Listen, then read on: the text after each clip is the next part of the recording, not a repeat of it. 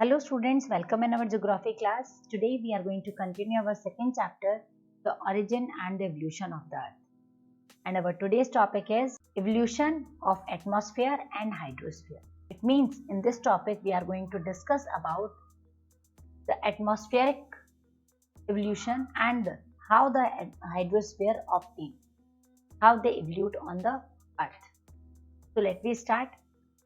Student, if we are talking about the present composition of Earth atmosphere, it is chiefly contributed by two main gases, and these two main gases are nitrogen and oxygen. In the present atmosphere, there are 78% area covered by nitrogen and 21% oxygen found in the present atmosphere. But do you know that this composition is not found earlier?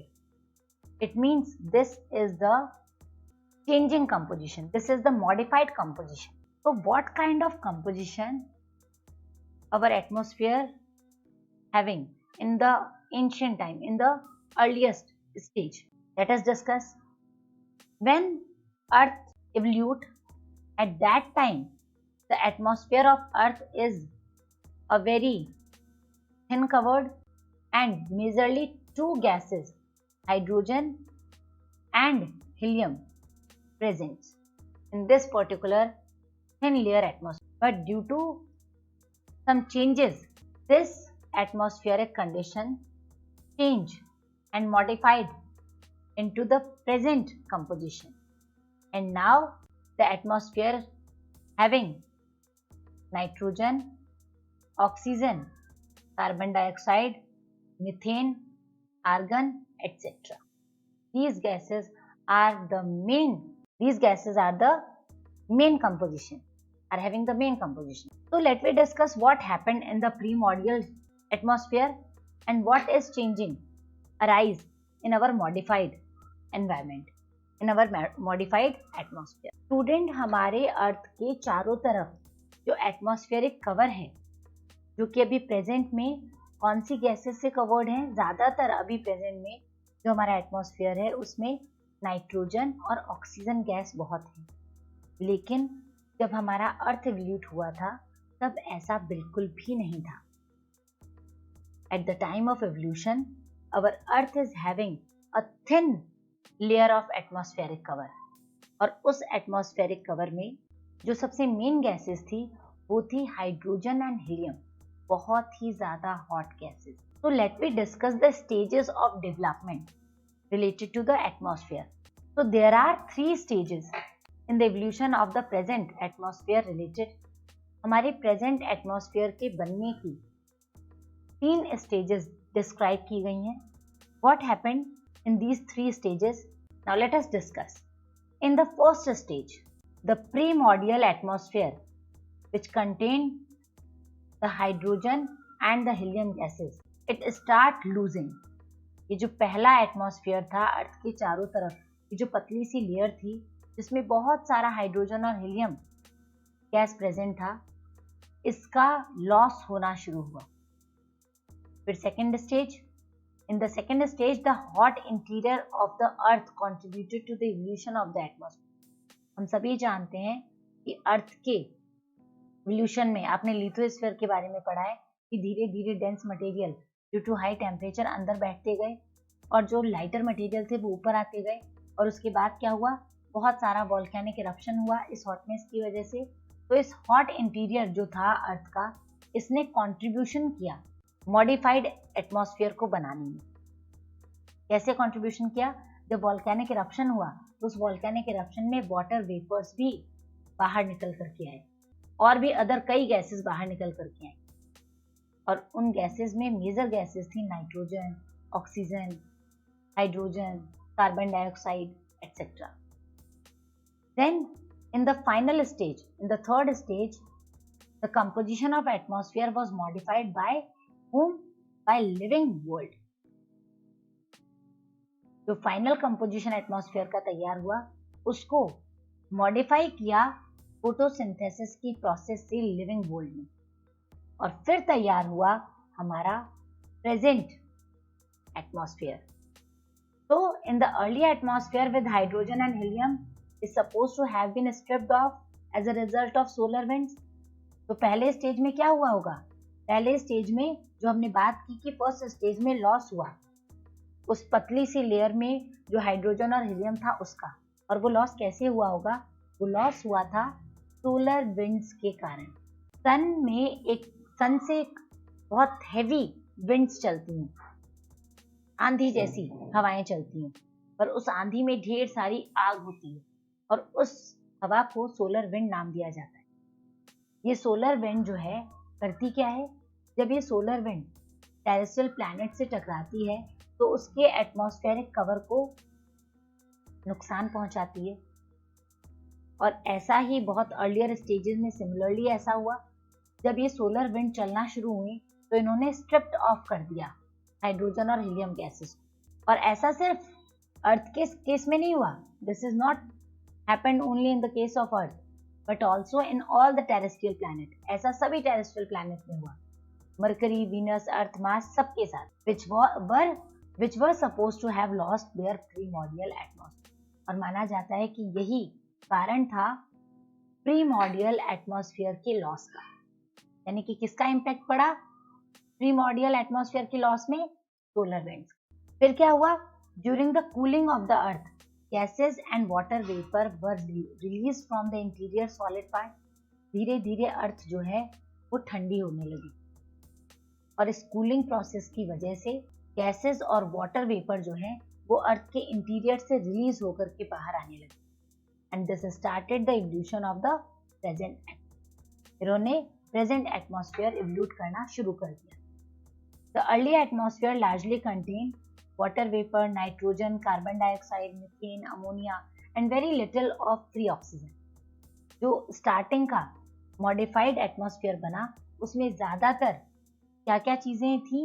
Water vapour, nitrogen, CO2, methane, ammonia और बहुत ही कम free oxygen. लेकिन the process through which the gases were आउटपोर्ड is called degassing. आगे जाकर के oxygen की मात्रा बढ़ गई फोटोसिंथेसिस के प्रोसेस के कारण, और फिर ये जो प्रोसेस है अर्थ के इंटीरियर से गैस का बाहर आउटपोर्ड होना, इस प्रोसेस को डीगैसिंग कहा जाता है। The process through which the gases were outpoured from the interior is called degassing।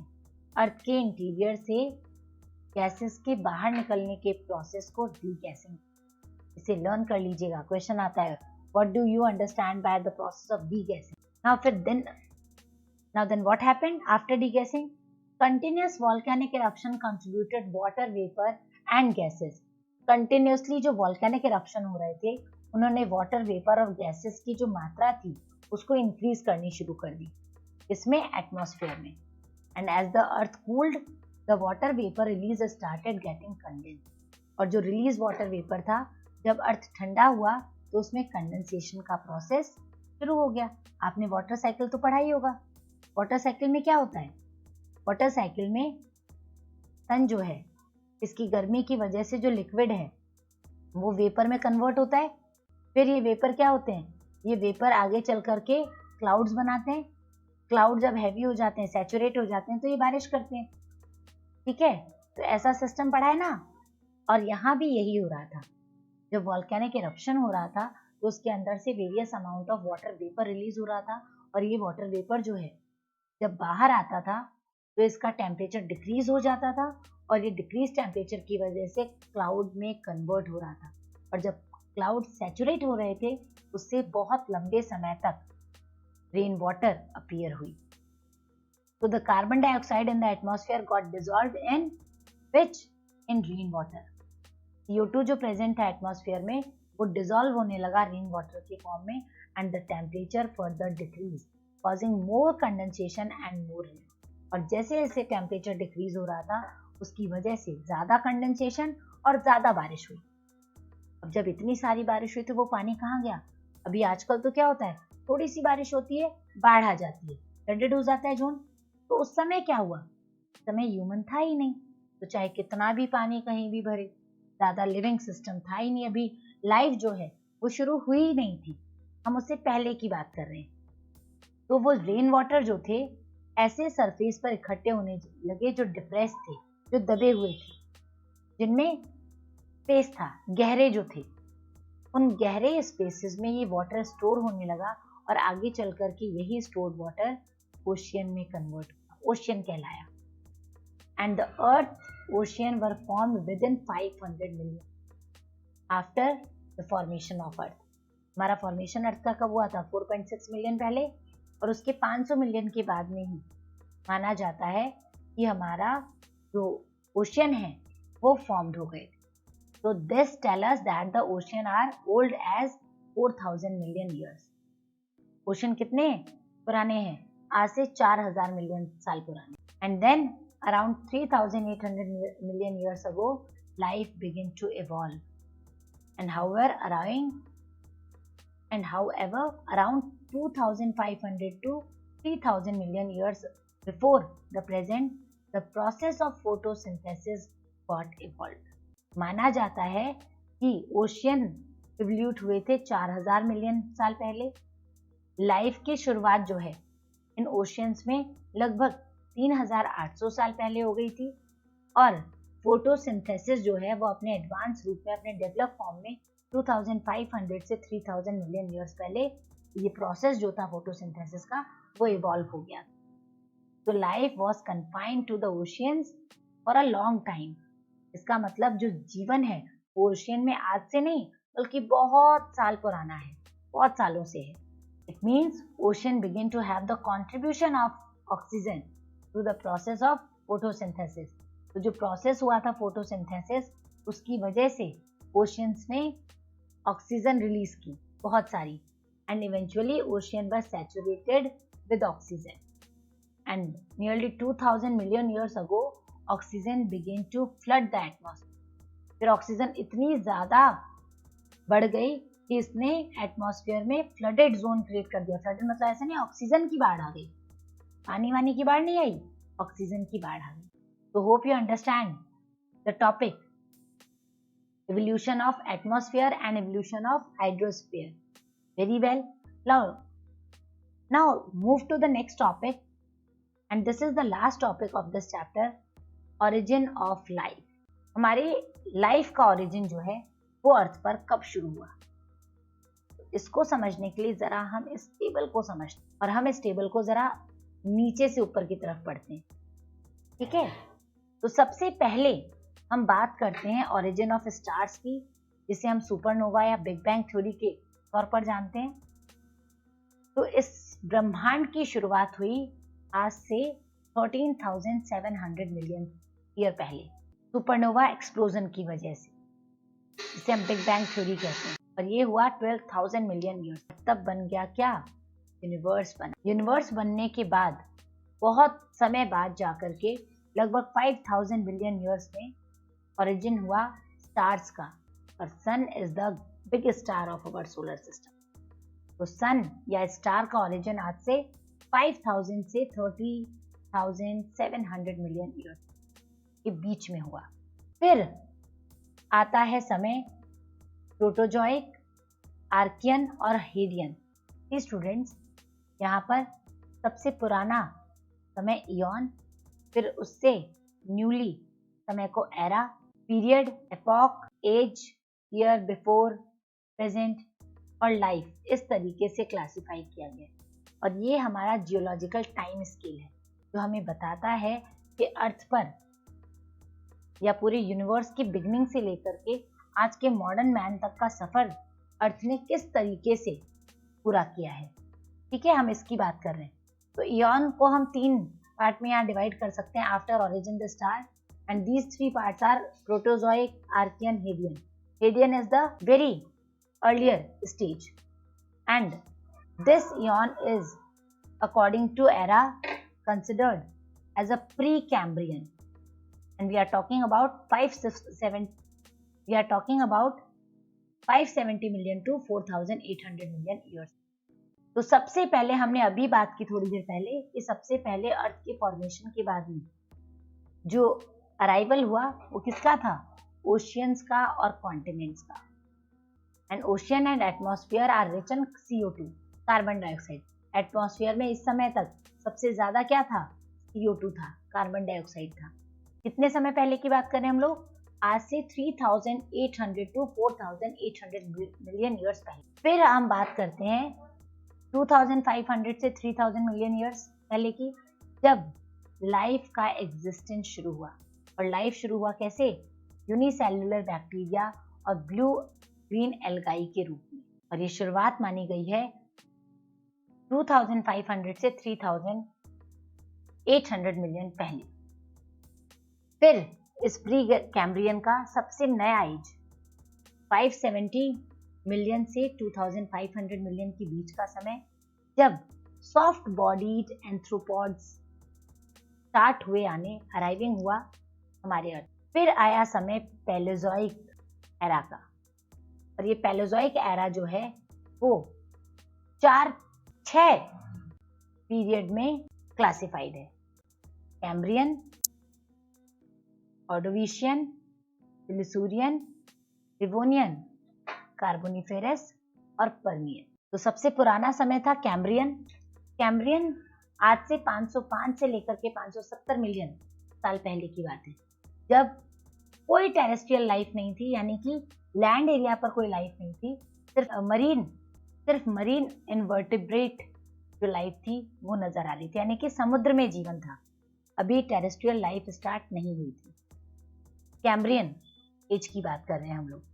फिर समय आता है ओर्डोविशियन का, यानी कि 438 से 505 मिलियन ईयर्स में पहला फिश अराइज हुआ वाटर में।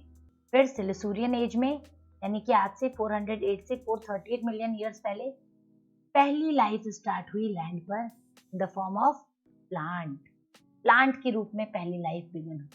कौन से समय में? सिलिसूरियन एज में। ठीक है, आज से 408 से 438 मिलियन ईयर्स। फिर डिवोनियन एज में, यानी कि 360 से 408 मिलियन ईयर्स पहले एम्फीबियंस डेवलप होने लगे। और कार्बोनिफेरस एज आया जब कोल बेड्स का इवोल्यूशन हुआ।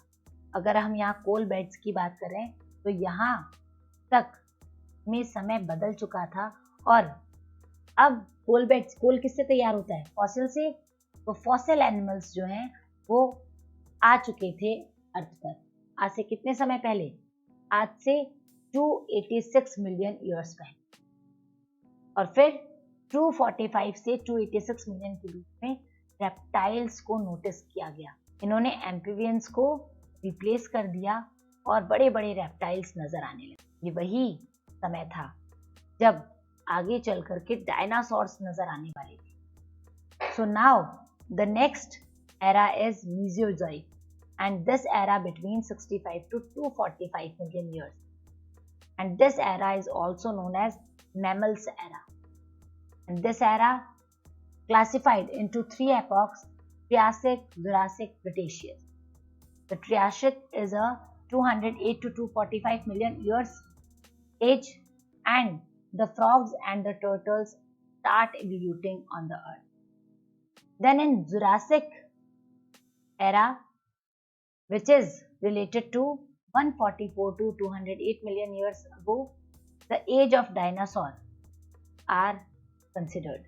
ये जो जुरासिक एरा है, आज से 144 साल पहले, आज से 144 मिलियन साल पहले, ये एरा डिनोट होता है डायनासोर की एज को। और फिर ये डायनासोर ज्यादा लंबे समय तक नहीं रहे। 65 मिलियन ईयर्स पहले, 65 से 144 मिलियन ईयर्स पहले तक ये धीरे धीरे एक्सटिंक्ट होने लगे। और इस एज को कहा जाता है Cretaceous. This era known as Cretaceous era. Then Cenozoic era start emerging. एक सबसे नया एरा इमर्ज हुआ और वो एरा था आज से 65 मिलियन ईयर्स पहले से लेकर के अब तक का। और इस एरा को 2 पीरियड में क्लासिफाई, पहला पुराना पीरियड टर्शरी और नया पीरियड क्वार्टिनरी। पुराने पीरियड को 5 एपॉक्स में कंसिडर किया गया: पैलियोसोइन, इयोसीन, ओलिगोसीन, मायोसीन, प्लायोसीन। हम बात कर रहे हैं 57 से 65 मिलियन ईयर्स पहले की। और पहला small mammal in the form of rats and mice start emerging on Earth surface. Then in Eocene epoch, the period between 37 to 58 million, rabbits and hares start emerging. खरगोश की शुरुआत अर्थ पर हुई 37 से 58 मिलियन ईयर्स पहले। फिर 24 से 37 मिलियन ईयर्स पहले एंथ्रोपॉइड एप आदि मानव दिखाई देना शुरू हुआ, ऐसा माना जाता है। मायोसीन एज जो कि 5 से 24 मिलियन ईयर्स पहले की बात हम कर रहे हैं, इसमें एप और फ्लावरिंग प्लांट्स और ट्रीज नजर आने शुरू हुए। और 2 से 5 मिलियन ईयर्स पहले हमारा ह्यूमन एंसेस्टर, पहला ह्यूमन एंसेस्टर। फिर आता है new the modern period, the quaternary period. This quaternary period is also classified under two epochs, and these epochs are Pleistocene, Holocene. The Pleistocene is the age of 10,000 millions to 2 million. The Pliocene is the age of 10,000 years to 2 million. And this age considered the arrival of Homo sapiens. And then the new age, that is from present to 10,000 years ago, the modern man evoluted over the surface of the earth. हमारे earth surface पर modern man की शुरुआत हुई आज से 10,000 साल पहले, और तब से अब तक, अब इसके बाद में कोई भी नया इवोल्यूशन जियोलॉजिकल टाइम स्केल के अकॉर्डिंग नहीं नोटिस किया गया। It means we human are the last arrival, last living creature arrived on the earth's surface. Hope you understand this geological time scale well. This is the end of this chapter, evolution of earth. Now thank you and have a nice day.